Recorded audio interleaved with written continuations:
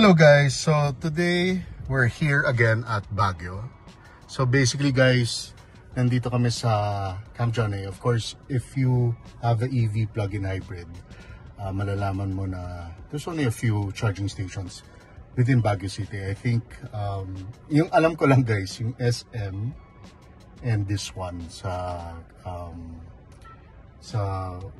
what do you call this area guys, sa Camp John-A? I forgot the area, but it's like a Ayala something zone. Yan. So yan, nandito tayo. We're just charging. Quick lang. I'm not gonna fully charge the car because I'm pressed for time. Kung anong kaya na lang siguro in like 30 minutes I'll stop charging. But yun guys, basically at least meron dito. And it's for me importante na meron, diba, kahit paano. Kasi when I go to Baguio normally guys, I do like to charge the car in the city and I just use EV mode, which I'm doing now. Pero papunta dito guys, just a little, when we got this car August of this year, nagpa full tank kami. We went straight to Baguio after like a week. Then we use of course gas, so nag-soak kami ng 70%. So basically soak.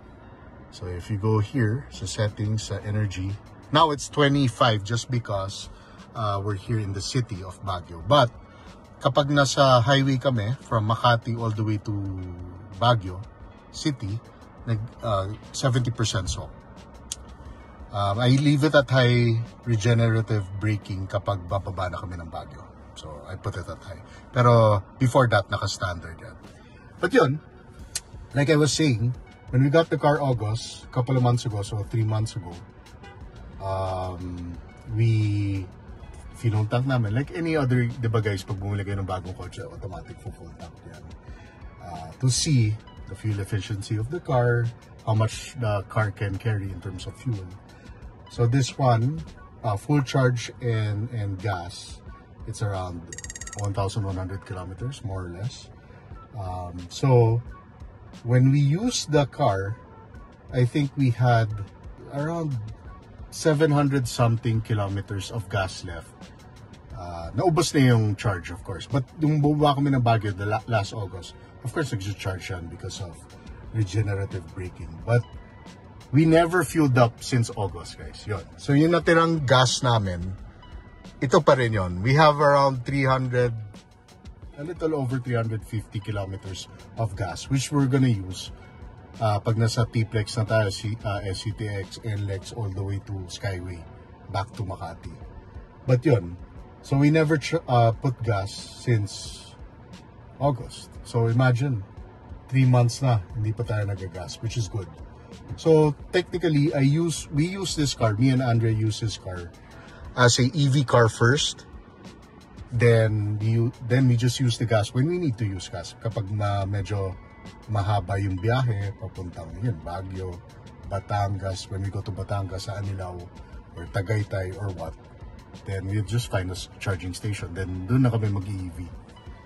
I think that's what Andrea likes about this car, na meron option to use it as a normal, I'm not really a normal hybrid car in a way, but and use it as a full EV, which she does.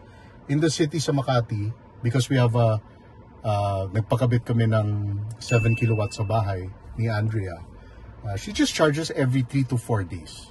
So from 30% or 20%, she charge all the way to 80% as recommended. Instead, but kapag nagla-long trip kami, We charge it at 100 kilometers. Ay, 100%.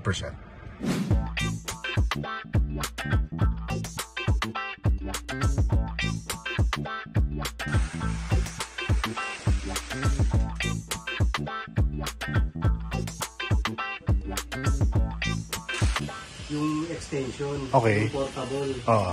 Ganun ang nangyayari. May mga video po kami dyan. Kasi po, ang ano nila, dapat may, tama lang naman po yun, sir, may earth ground. Oo. Kasi lang ginawa po namin to para sa convenience din ng ano namin, ng client na no need na nila mag-clamp-clamp. Ito lang po, yung setup lang na to, isang 63 amps. Oo. Ay, anong ginawa mo? Gagawin ko lang pong 40. Para sa trip ampere niya naman po ang tawag dito. Okay. Kumbaga additional din pong protection to ni BYD sa overload. So, 43 amps. O, 40, kahit 40 lang. Ito naman, sa timer. Pwede nyo siya i-timer kung gusto nyo may timer mag-charge. Okay. Ito nakaset na naman to sa ano, sa tamang setup niya. Sayang kung may wifi eh. Oo nga, no? Wala na kasi kami. Okay na Yun, po. nagtap na. Tumunog, okay na po yun. Tumunog na. So, one Ayan. stop lang. Ayan, nag-green. No? Bigyan siya ng green. Kanina yellow eh. Basta na yung kulit. Tapos you could check naman yata in the car, no?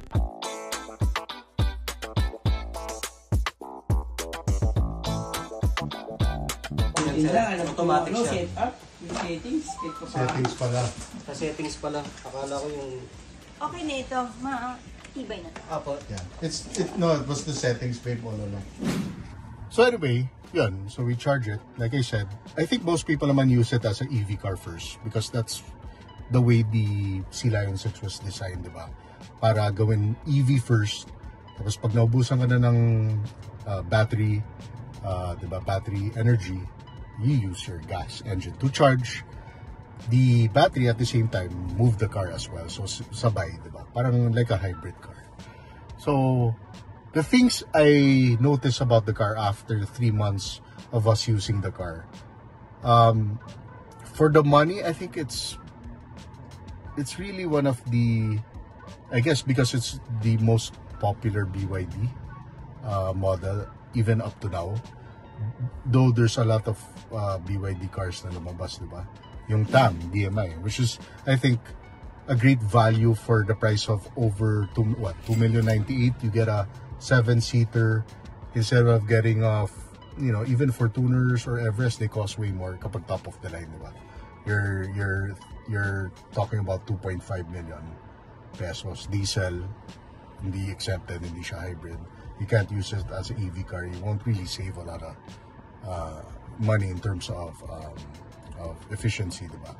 Tsaka, diesel cars, though I do like some diesel cars, in the long run, it's really expensive to maintain. Mas mahal ang piyesa ng diesel compared to gas in the long run. I remember when I had the Ford Focus 2006, when the Ford Focus diesel was so popular, problema, you could see the trend na pag it gets to a certain age, medyo mahal na yung piyesa. I remember yung mga engine supports ng diesel na Focus sobrang mahal. The seats of these, the cushioning is really good actually. For this price point, I remember the GRS Hybrid, the seats weren't as comfortable. Even of course the pickups like the Everest, the Hilux, but the Camry, I think the Camry has really nice seats, especially at the back. But this, I really like the way. I wish it's all black like in other countries, yung black na mayroon parang green lining, this green thing, and it's just all black. Mas gusto ko yan. Mas gusto ko yung all black talaga para wala akong isipin in terms of longevity of how it's gonna look after. Kasi yung puti, diba yung puti nito, I've seen now yung mga test drive units nila, madumi na talaga. As in, mabilis dumumi after like a year or two. But this one, I like it. It's okay. I wish it was a little bit darker in terms of brown, but I like it. Speakers are pretty good. Never had problems yet. Of course, it's only 3 to 4 month car.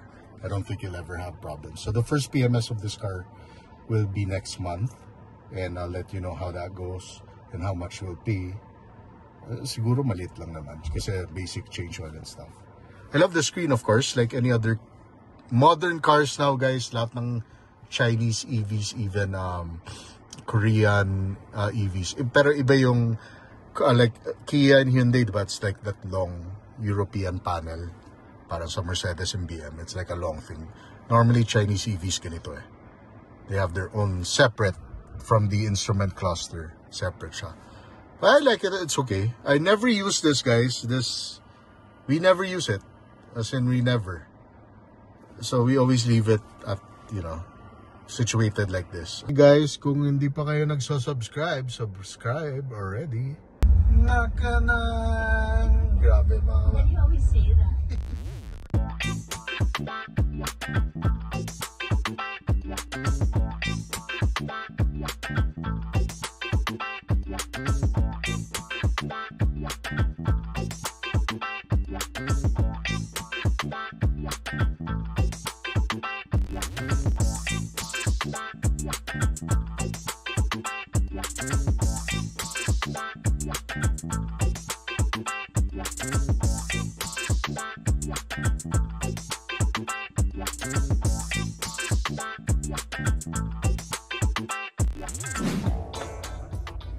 Hey guys, so there is also a charging station dito sa Country Club, Baguio Country Club. So there's 22 kilowatt charging. So pretty good. Ano lang, if you're a member or guest, yan, pwede ka mag-charge dito. So dalawa. So hopefully mas marami next time. Yan. Pag Lexus libre na kuya. Yan, pag Lexus libre. Yan. Yan guys, 22 kilowatts siguro with this car pag now we're in like 28%. So 28 to 100%. Siguro 1 hour 30 minutes. Tapos na to. So that's good. Kasi of course yung 7 kilowatt, it took us from 20 to 80% na sa mga 2 hours sa bahay. No? But this one, ganda. At least may dalawa. So guys, kung member kayo, if you have friends who are members of Country Club, dito kayo mag-charge. Kaysa mag-agaw pa kayo sa SM or doon sa Camp John Hay, which is only one charging. So if you have friends, sabihin nyo na, ask your friends to pa-charge na lang, pa-billing na lang. Kasi total, especially now kasi may event, maraming tao, maraming nagpa-park. Pero in normal days, when we go here sa Baguio guys, konti lang. So, sulit na rin. Me naman, because I'm selling my Mazda CX-5, I'm planning to get a full EV naman, which I'm gonna show you guys in my channel soon. And we're happy with this, so I think I'll be definitely happy with a full EV car. And I'll tell you my experience, and if I regret, or hindi man regret, but if I miss having a V6 or inline 6 or just a normal gas engine, or I'm really, if I'm really happy buying an EV and owning an EV. Because I think a lot of EV buyers are really, when they buy EV, they don't want to go back to gas engines or any engine. Basta EV lang sila. Ang daming ganyan. And I kind of get that. Here, kasi this is a plug-in hybrid. It's not a full EV. But you can use it as a full EV and you can get that experience. And definitely, I get what they're trying to say. Kasi nga, imagine full EV, don't have to think about change oil, no more gaskets, no more belts. Ang daming parts ng makina guys spark plugs and all that basically eliminated na yan. Basically you only have electric motors and a battery and that's it, diba? So, and it's 8-year pa yung warranty ng battery, so medyo matagal-tagal, and the electric motor, diba? So wala ka masyadong iisipin.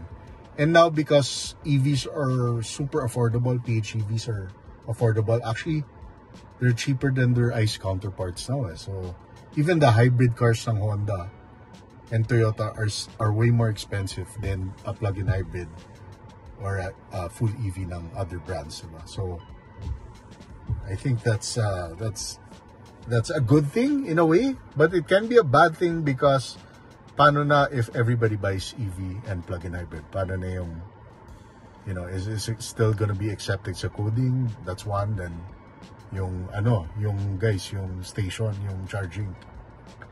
Depende kasi where you live. Like, where we live, me and Andre, Makati, ang dami talagang charging stations. So, you will never have a problem. Especially if you live in a house and you have a charging, 7 kilowatt charging unit there. So wala kang problema. So anyway, I've been very happy with this car. Andrea's been very happy with this car. And her tito actually bought a Sea Lion 6 recently. He's from Subic and bumili siya kasi may BYD sa Subic. And he's very happy. And we'll just keep, sorry guys, I haven't been vlogging.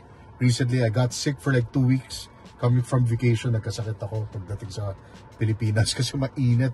Galing ako sa lamig, pagdating mainit. But yeah, we'll continue vlogging about this car, and soon when the order of my EV car arrives, I'll let you know and the whole experience if it's really worth it. Kasi I want to give you honest reviews because we own these cars. We don't lease them, we don't borrow them, nobody pays us to do it. I'm just passionate about the cars I buy. I'm passionate about certain cars that are coming out in the market. So yeah. So I'll see you in my next vlog. Always take care. Goodbye.